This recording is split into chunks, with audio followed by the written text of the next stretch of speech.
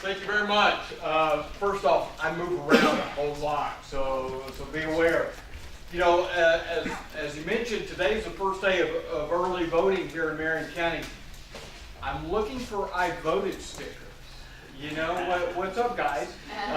We've been open now for about 3.5, or I guess 4.5 hours.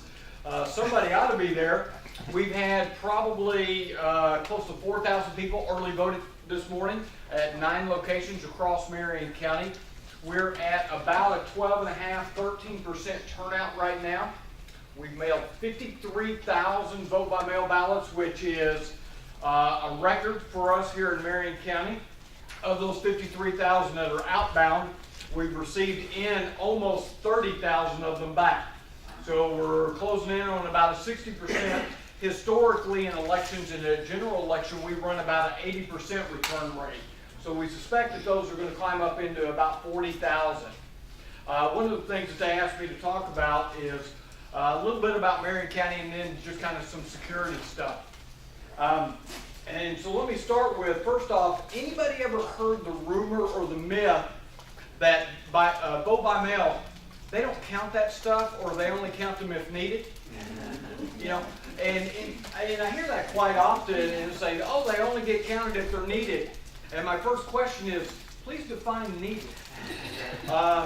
Because every ballot that is legitimately cast here in Marion County is not only counted, we report them very, very quickly. Vote by mail, if you ever go and look at our website on election night about 7:30 p.m., which is the first set of my unofficial results, every vote by mail ballot that was cast, as well as every early voting ballot that was cast, will be in that first set of results.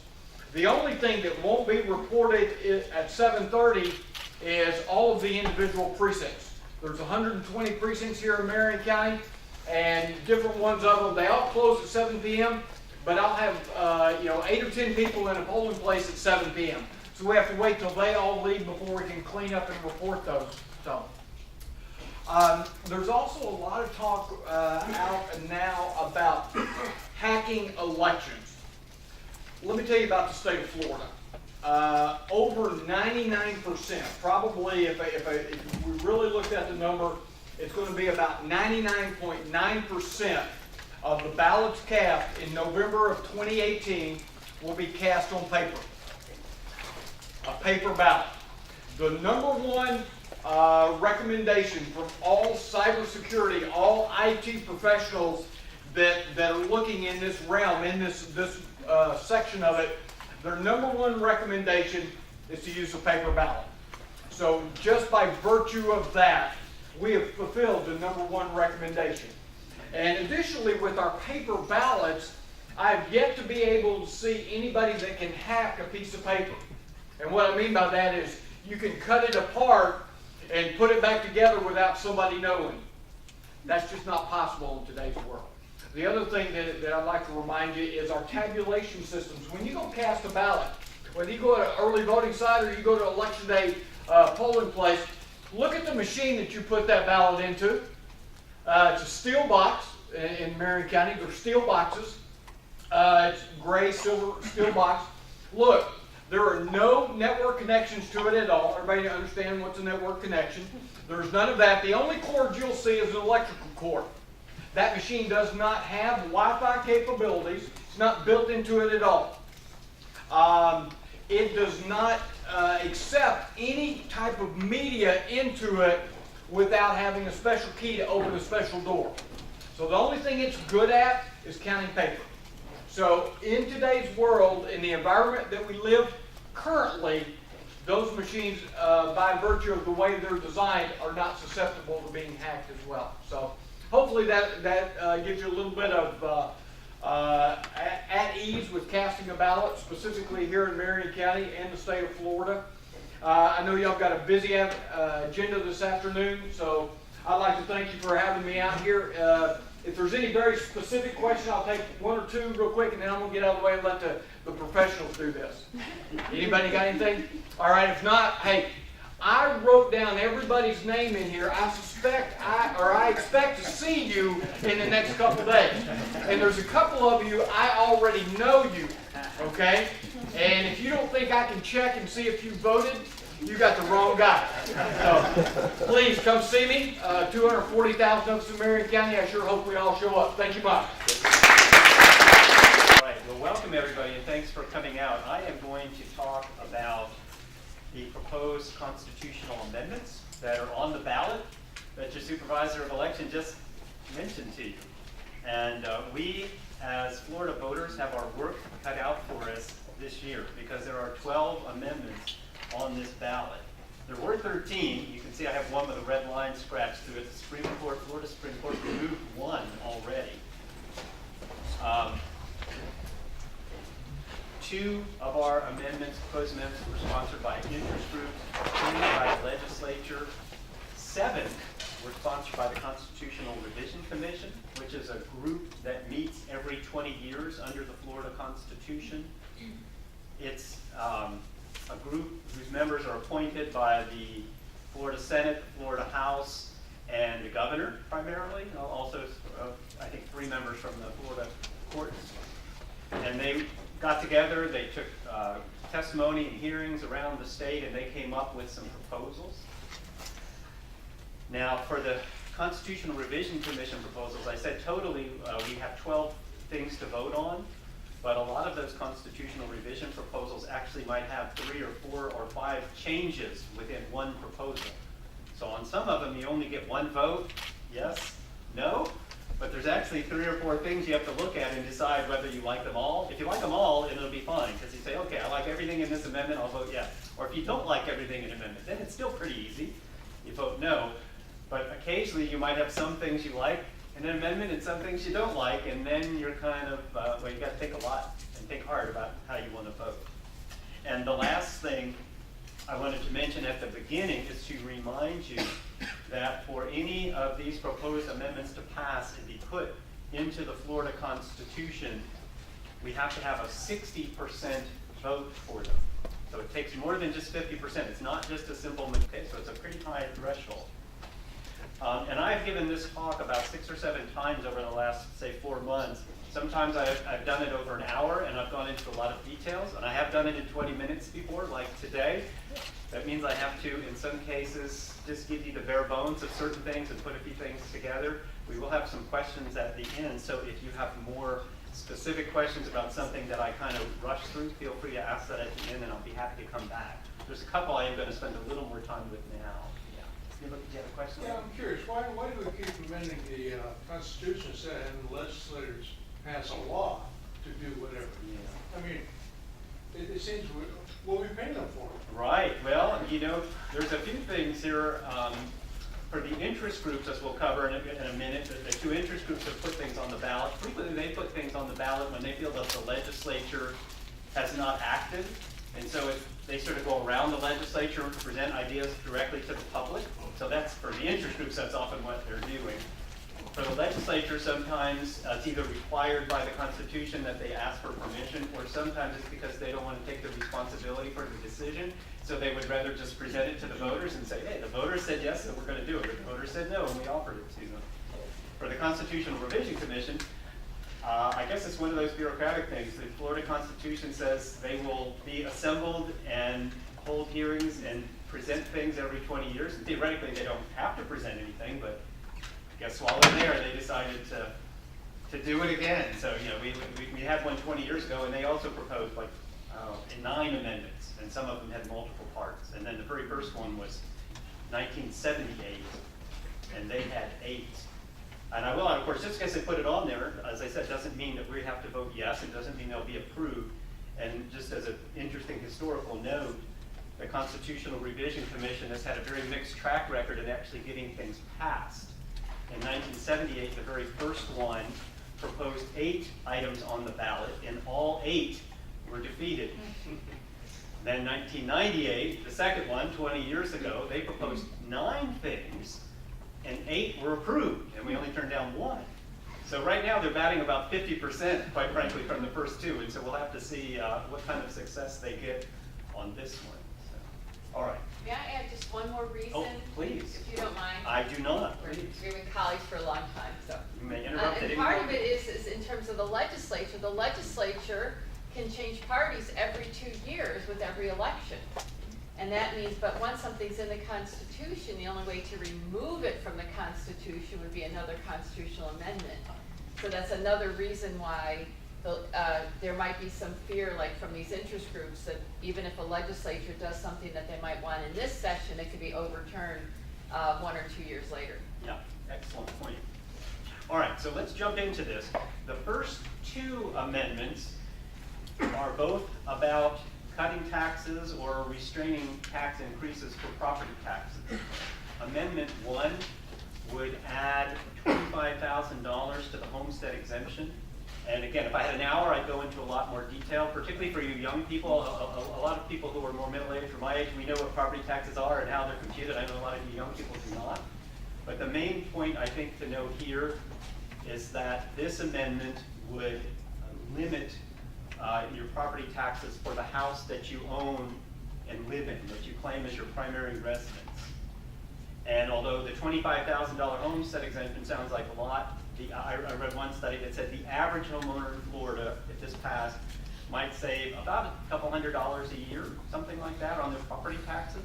So, I mean, that's in essence what this is about. It would cut property taxes a little bit for the average homeowner, and it only applies to your homes. It doesn't apply to businesses or storefronts or vacation homes or things like that, only your primary residence.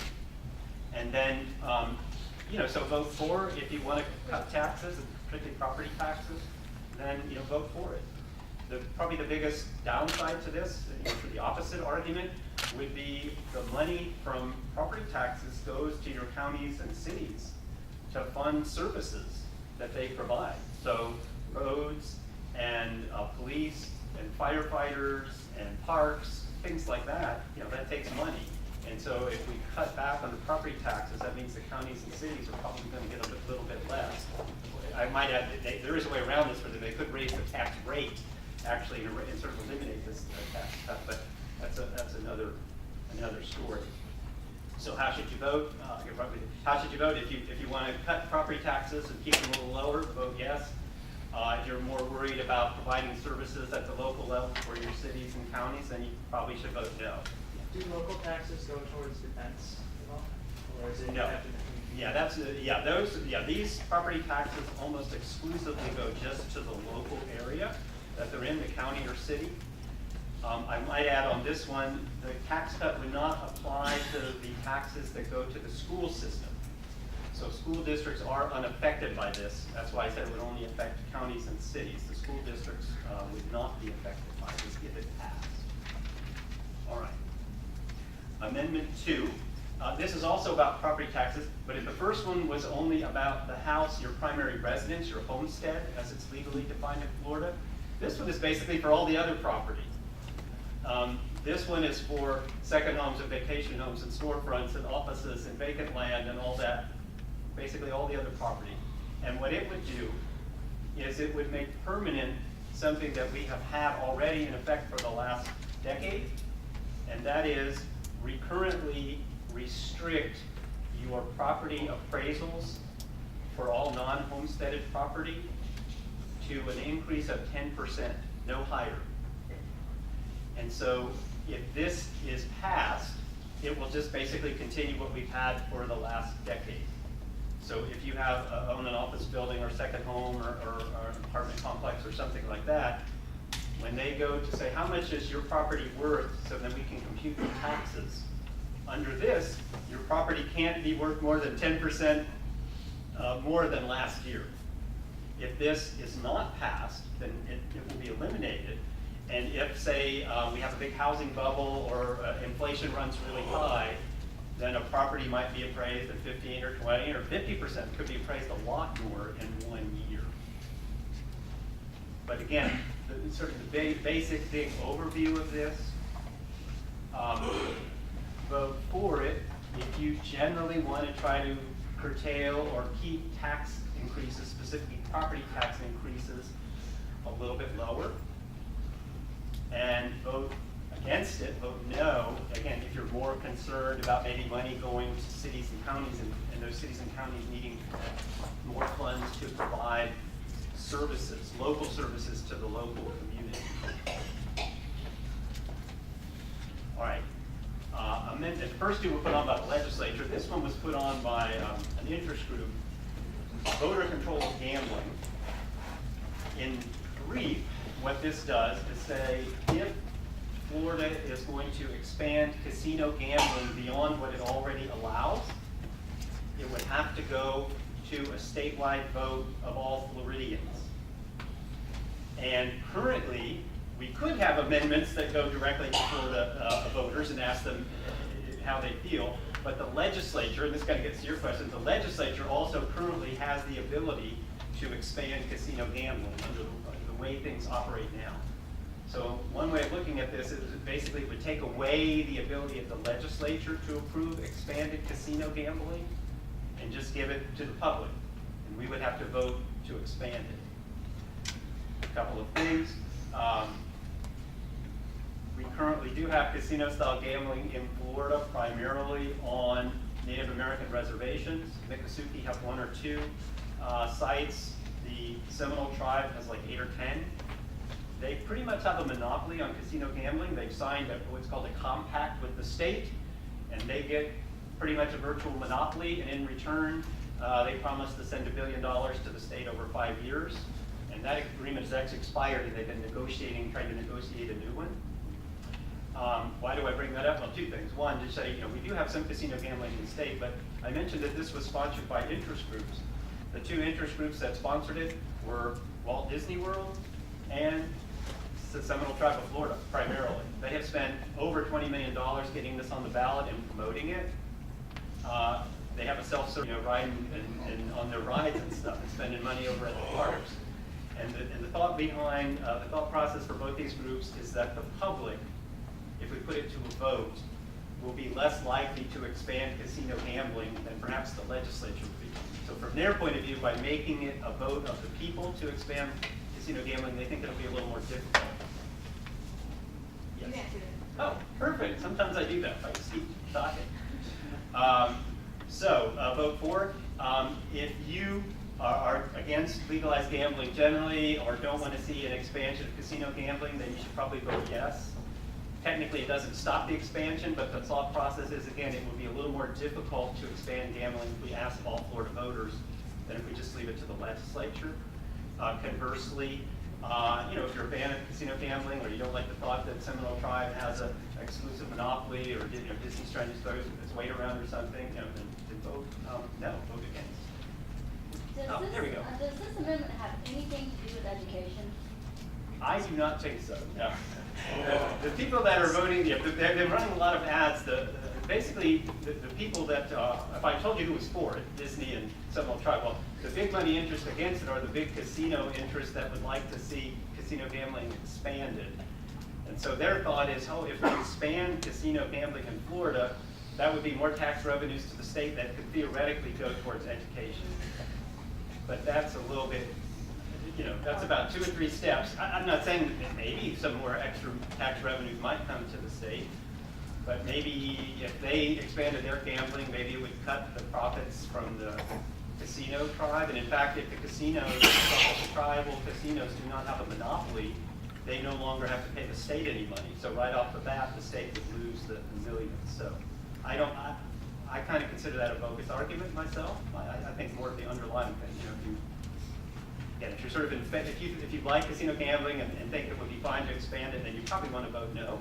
On the other hand, if you're not a big fan and you'd rather see it restricted to no more than what we already have, then probably vote yes, would be my suggestion.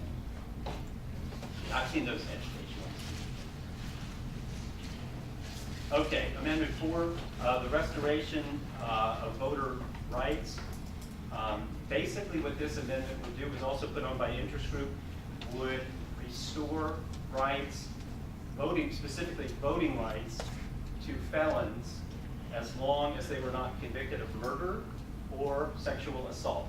So basically, all felons in Florida, as long as they were not convicted of murder or sexual assault, would automatically get their voting rights restored if this passes.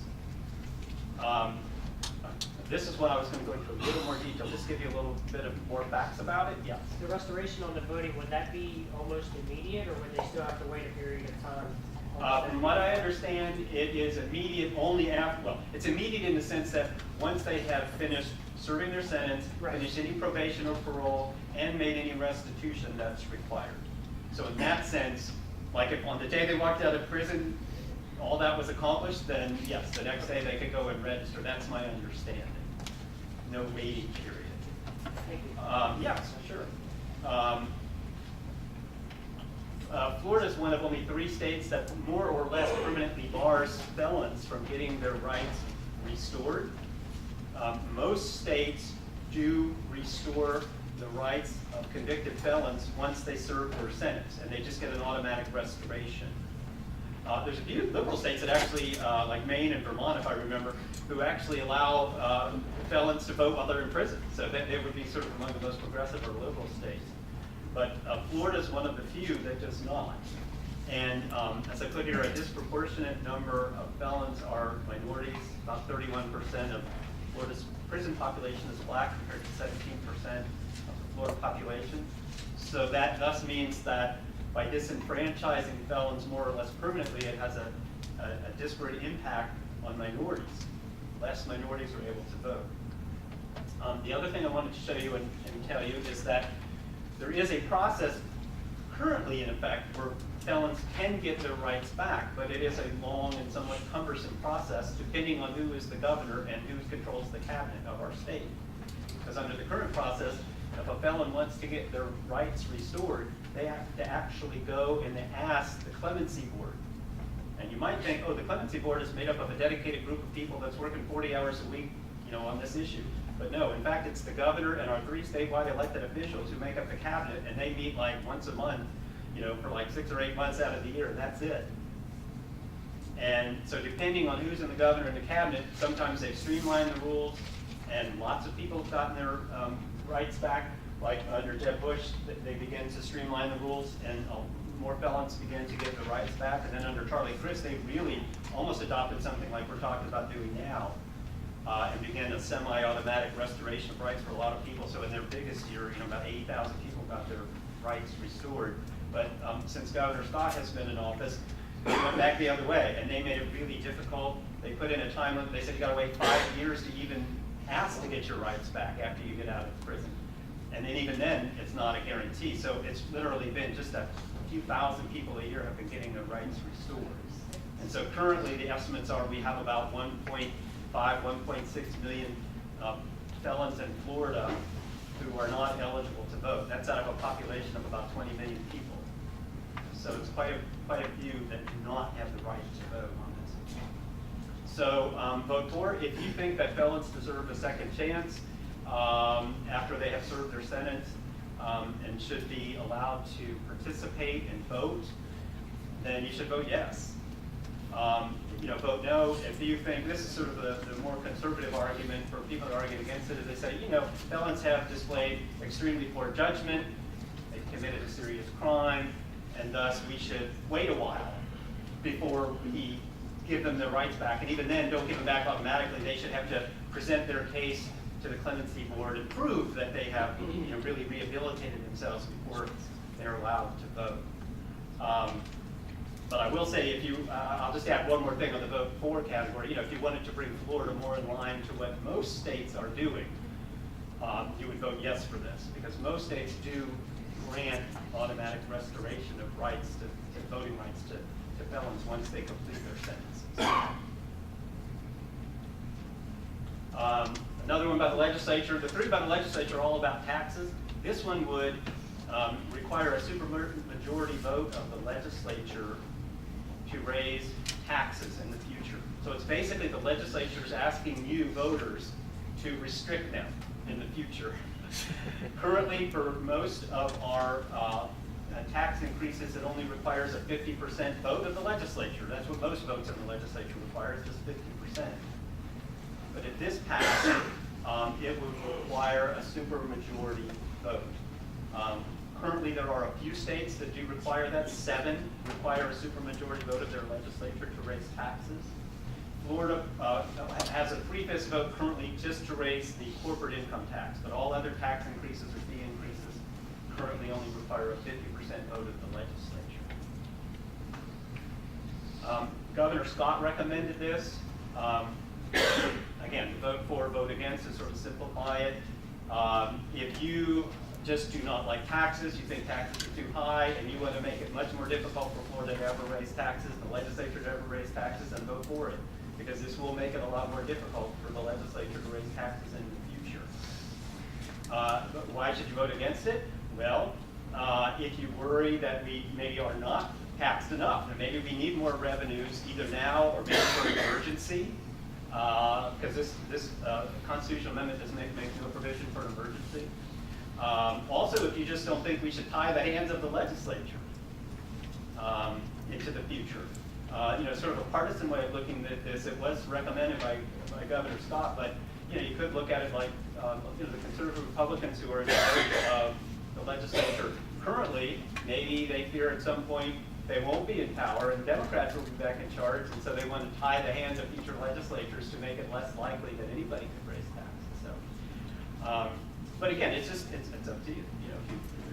It's in one sense a simple one. If you want to restrict taxes, vote yes. If you think that there might be a reason in the future we may need to raise them and not require a supermajority vote. To put one added figure in this, we have a 40-member Senate.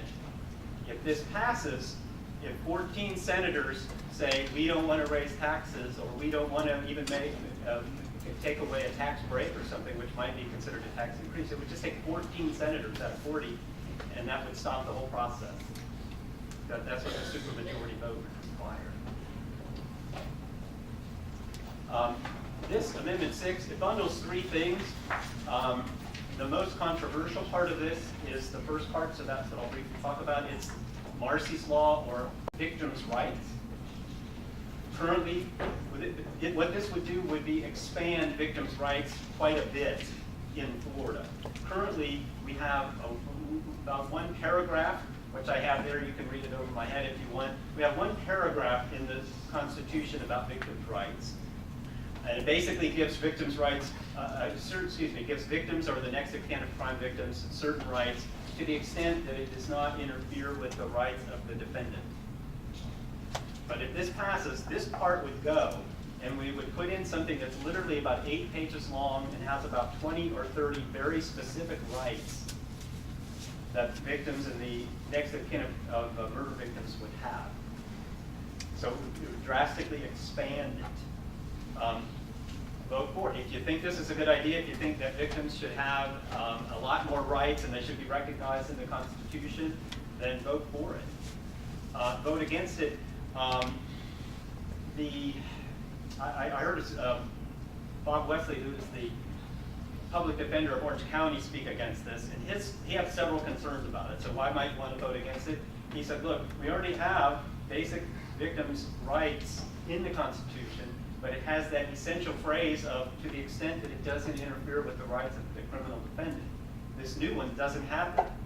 And so, if you really believe people are innocent until proven guilty, and you want to make sure that the rights of the criminal defendant is not all people accused are guilty.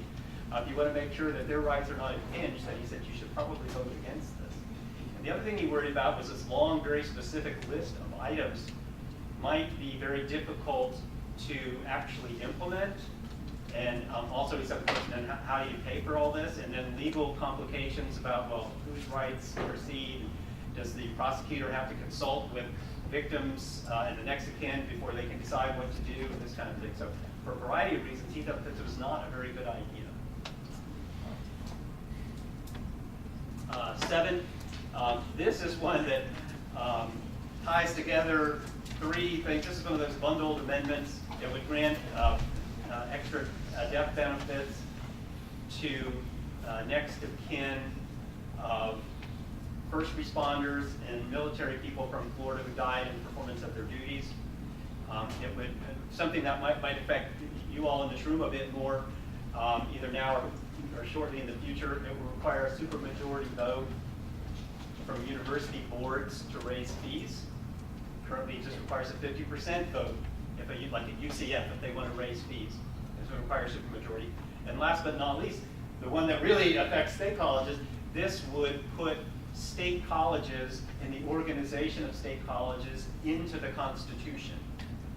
currently the K through 12 system is in the Constitution and the university system is in the Constitution, but the state college system is not. It's in regular law.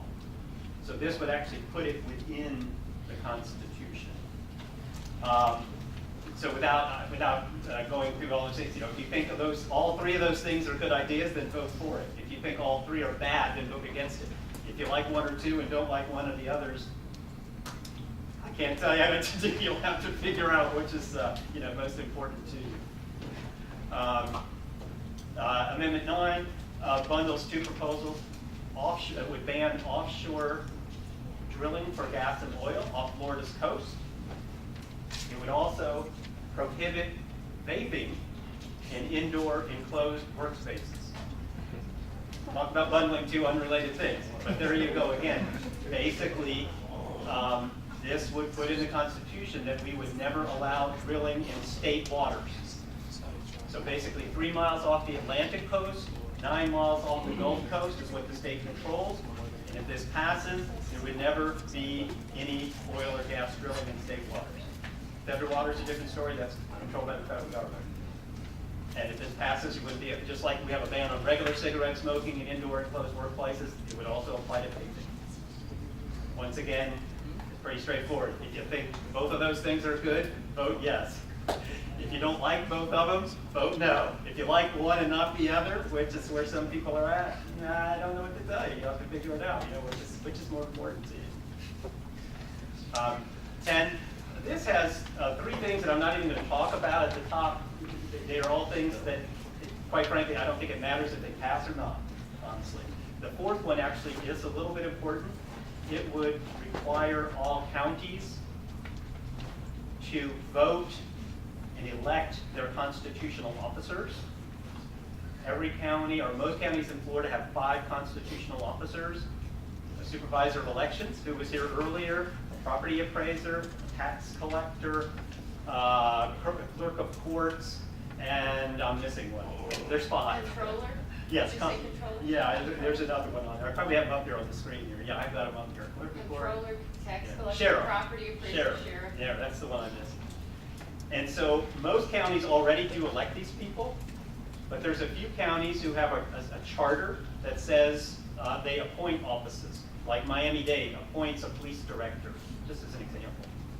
So if this passes, it would require every county to elect these 5 people. There would be no more appointing them. To me, that's the biggest part of it. The first 3, again, to me, if they pass or don't pass, it doesn't matter. They're things that could be done by legislation, and it doesn't matter too much if they're in the Constitution, I don't think. But so how should you vote on this? It comes down to this. If you want to standardize the rules for electing those county officials, then you should vote yes. If you think that every county should vote and elect these people and not have some appointed positions, then vote yes. Vote no if you think that counties ought to be able to make up their own mind about these things. If they have their own county charter, which the people approve, and they want to do something a little different, like appoint somebody rather than elect them, then you should vote no and say, yeah, we believe that the local government people should decide how they want to do it. We don't need a standardization for the whole state. All right, almost done. This one, Amendment 11, also bundles together several things. The first 2 remove obsolete language. So this is what Dr. Fine was talking about earlier. So the only way we can remove obsolete language is if people vote to remove it. But once again, I'll just say the first 2 things. If they're removed, that's nice, but if they're not, they really are not in effect anyway. The last part, the 3rd part, is the part that's more important. Without going into the legalese of it, let me just explain what it would do sort of in regular language. If this passes, if Amendment 11 passes, if the legislature votes to reduce the mandatory minimum sentences for certain crimes, like let's say they say we've been having these pretty harsh penalties for nonviolent drug offenders, and now we realize we got 100,000 people in Florida prisons and it's too many. So maybe in the future, instead of giving somebody 10 years mandatory, maybe let's just cut it to 5. Well, if they do that nowadays, it only applies to the people who come into the system after they pass the law. They can't retroactively reduce the sentences of people that are in prison. If this passes, they could retroactively reduce the sentences of some people who are in prison. Now again, the legislature would first have to pass a law to reduce sentences, and then, and only then, would some sentences be reduced.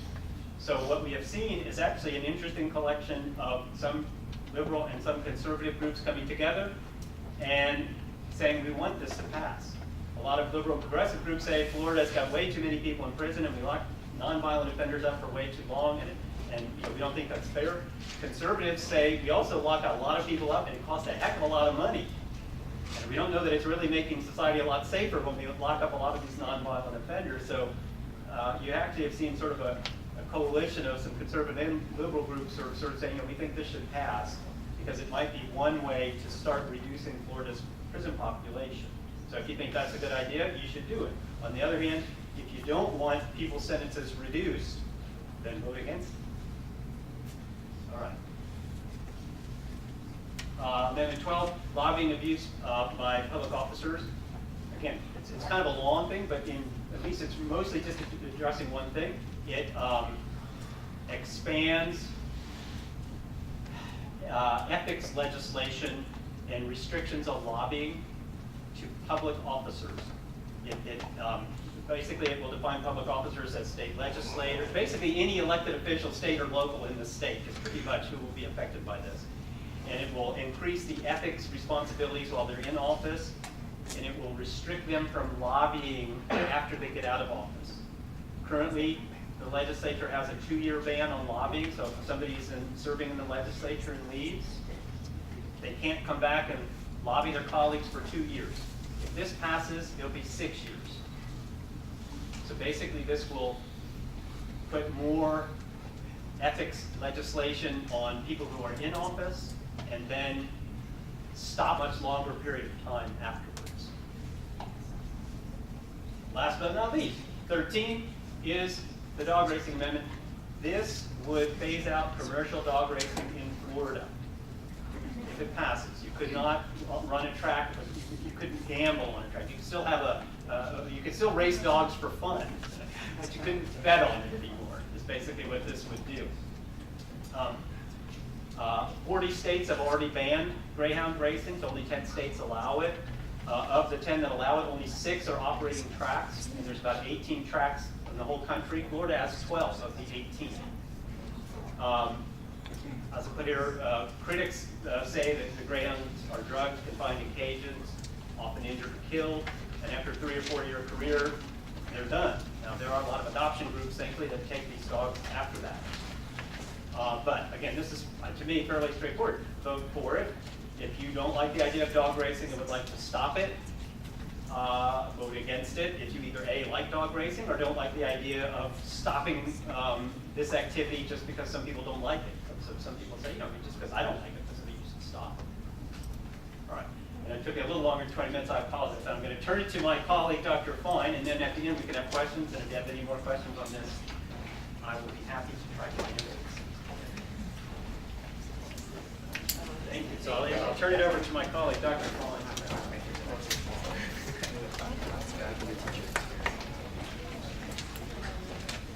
Oh, my reading glasses. Thank you so much. Okay, black frames on black today. Oh, thank Well, you. good afternoon, everybody, and I'm so glad that you're here. I'm going to mark my time to make sure that we have enough time for questions. Yeah, you do better than I did. Sorry. I don't have a PowerPoint today because there's really only 3 numbers for you to remember that I'm going to be framing my presentation around. So Dr. Jewett had 12 amendments. That's a lot to juggle. But I'm only talking about 3.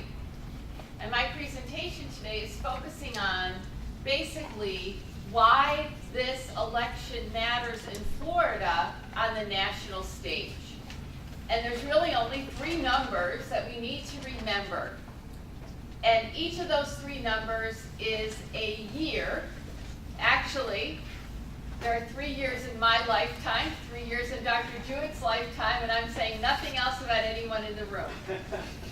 The 3 years are 1966, 2000, for reasons you don't think would be true, and 2016. So we're going to be talking about three key events. One event that happened in 1966, another event that happened in Orange County, Florida in 2000, and then finally an event that happened nationally in 2016. And once we have a chance to review those 3 years, we'll have a really good sense about why it is that our mailboxes will be full when we get home today. Meaning why there's so much focus on not only whether we vote, but how we vote. So why does 1966 matter so much? Well, Dr. Jewett, on his, with that very, I'm gonna have to get a copy of that, it was an excellent presentation. But on that very first slide, one of the things that he said, and they went on to other things, but it's really important here, is that it's the people of Florida who amend the state constitution. Now, the people of Florida, a few years ago, I think about 10 years ago, 12 maybe, they amended the Constitution so that it would be harder to amend the Constitution. In other words, it used to be that you could have 50% of the vote plus one to amend the state constitution in terms of how you and I vote, and now it's 60%. But one of the amendments to the Constitution that was on the ballot in the 1960s and took effect in 1966 specifically is that we used to elect our governors during presidential election years. Now we elect our governors in non-presidential election years. So what that means is that what it used to be that the governor's races and the presidential races were all together, now they are separate. But what our Constitution also requires is term limits for our governors. Our term limit, governors serve for 4-year terms, and they can serve for no more than 2 4-year terms. So what that means for us is that we don't have a presidential race this year, but we have a governor's race this year. And as it happens, our current governor has served 2 full terms and has decided, since he's term limited, that rather than leave politics or go do something else in politics, he'd like to be a U.S. Senator. So there's a very, very contentious U.S. Senate race this year between someone who is not term limited. The U.S. Constitution does not provide for term limits in Congress, but they do provide for term limits at the state level, the federal Florida Constitution. And then, so now we have this battle between Rick Scott, our current governor, and Bill Nelson, our current senator. Now, what's Marco Rubio up to? What's our other senator up to? Well, our national constitution, when it was first adopted in 1788, when it was ratified in 1788, provided that even though a Senate term is 6 years, that the very first Senate, that 1/3 of the Senate would serve for 2 years, 1/3 would serve for 4, and 1/3 would serve for 6 years. And consequently, we now have this rotation where 1/3 of the U.S. Senate is up for grabs every 2 years, but we don't elect our 2 senators from our state during the same years. So Senator Rubio, as we might recall, was up for re-election 2 years ago. He ran for president, but he withdrew from running for president before the deadline to sign up to distribute his papers so that he could run for re-election in 2016. So that means that if whoever wins in the upcoming race, which we're paying tons and tons of attention to, is going to be serving for 6 years, and Senator Rubio, he will be looking at re-election or not in 4 years from now. So it matters because we've sort of detached our governor's race from our presidential race, but it was only changed in 1966. Now, I suspect that when I said 2000, you were thinking, oh gosh, somebody else is gonna come up here and talk about those electoral votes and how Al Gore got more popular votes than George W. Bush in Florida, and you know, don't predict the future. It will happen without you, right? No need to predict the future, because that's not what we're going to be talking about, why 2000 mattered. The reason why 2000 mattered was that there was a member of the U.S. House of Representatives. His name was Bill McCollum, and he later became the state attorney general. He ran for governor, did not succeed.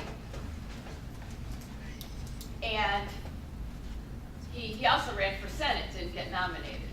Anyway, so Bill McCollum decided he was not going to be running for re-election in 2000 for his House seat. And that created something that we call an open seat race, right? An open seat race can happen basically one of two ways. Either the seat is open by constitutional mandate, such as our governor's race. It's a Florida constitutional mandate that we have an open seat because of term limits, or somebody either dies or resigns, or they have to resign. They can't say that they're going to run for two seats at once, so for Bill McCollum to run for something else, he had to leave his House seat. So that opened up that seat as well. Well, Bill McCollum is a Republican, lifelong Republican, and so the Orange County chair, whose name is Linda Chapin, she decided she was going to run for that seat, and she didn't have opposition. But there were 3 Republicans who ran for that seat. Somebody named Bob Herring, whose name you will never hear after today. Somebody named Bill Sublette, who is the current and outgoing school board chair. And now former Congressman Rick Keller, who had never run for public office before. Florida law at the time required that if you were going to be nominated for Congress, for a congressional seat, for example, you had to get at least 50% of the popular vote in the primary in order to be nominated. Well, if you didn't get 50%, then there was going to be a runoff primary. And the top 2 vote getters in that runoff primary would then, they would then run in October, and then whoever won that would then be the nominee. So we could do the math. So what that means is that Rick Keller, I told you he won, so you know he must have gotten nominated. So that means Rick Keller had to win in September, a month later in October in the runoff, and then a month after that in the general. 3 contests in 8 weeks. Because back then, the primary day was the day after Labor Day. It's been moved back to August because the supervisors of elections lobbied the legislature saying people are so busy, you know, soothing their sunburns from going to the beach on Labor Day that they'll forget to vote, so let's move it to a different day. So this year it was August 28th, to give you some context. So who really sort of suffered there? Who really suffered was the supervisors of elections, right? The supervisors of elections looked at this situation and said, how can they possibly continue to navigate this issue where you don't get 50% of the vote on primary day? So if you choose, right, if you're in the top 2, you don't have to run again, but in this instance, Bill Sublette got 48% of the vote. So he didn't get 50, but he got close to 50. And that's because of Bob Herring, right? That's because of Bob Herring. If Bob Herring hadn't run, he got 13%. If he hadn't run, then there would have been a top, somebody would have gotten 50% out of those 2. So a month later, then Bill Sublette and Rick Keller ran in the runoff. Rick Keller was nominated. He ran against Linda Chapin. Rick Keller won.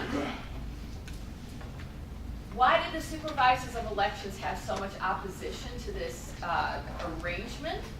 They had so much opposition to this arrangement because Florida requires, as many of you know, from something that you did, let's say the 25th, so about 17 days ago, right? October 8th was the deadline. Florida has a 29-day voter registration deadline.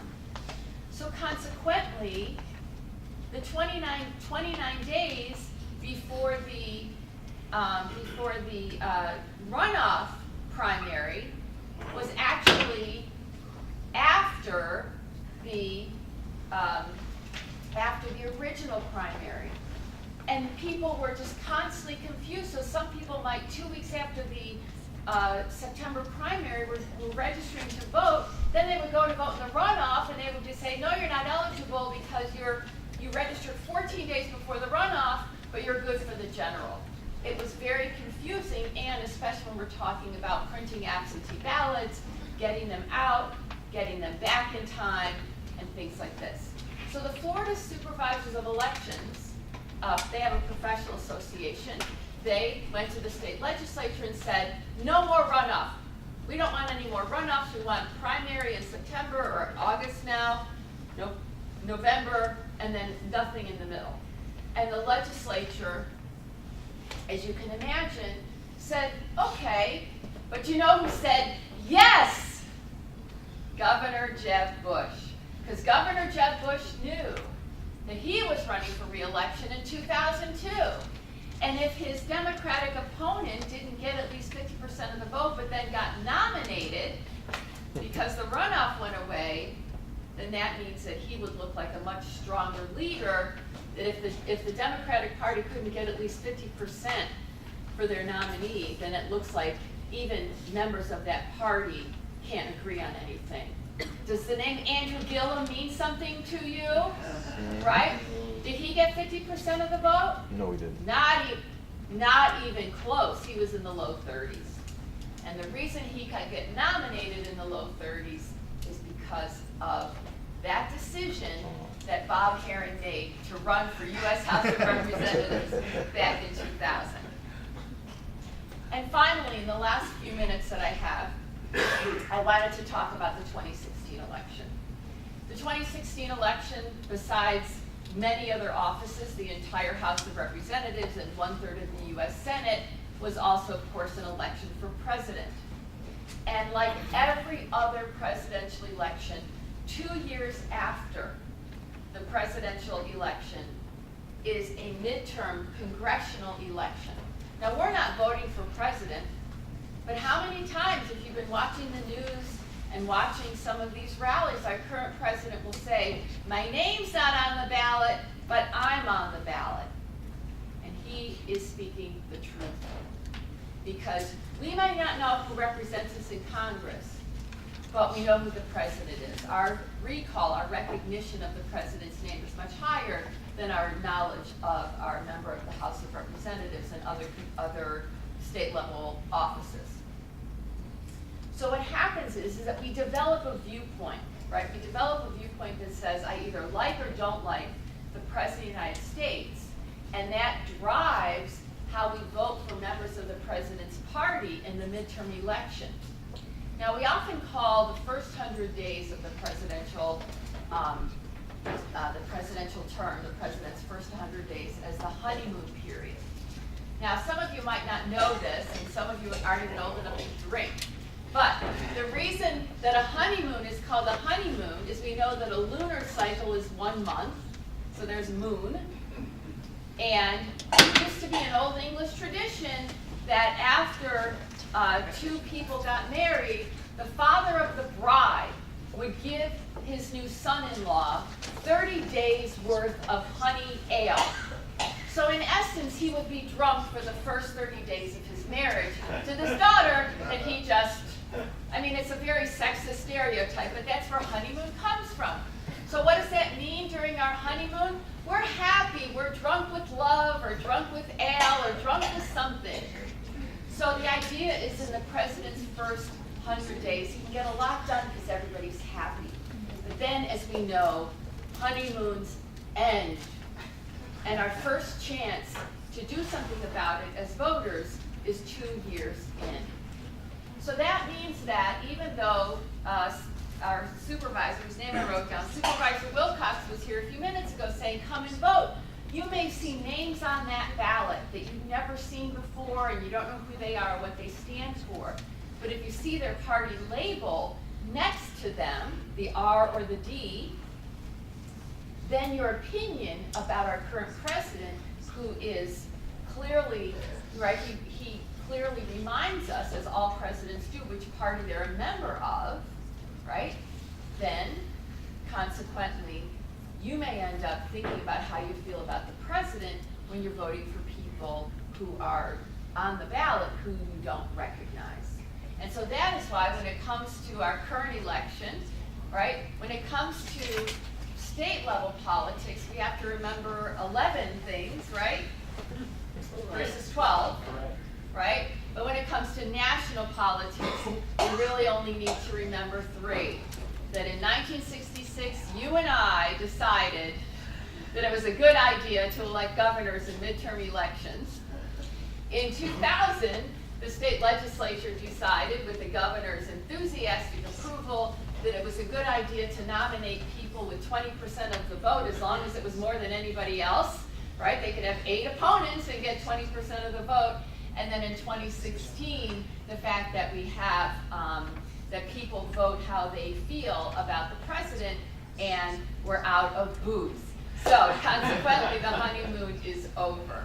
So that is those are really the 3 pieces of data that are important to remember for Florida's role in the national election. Thank you so much.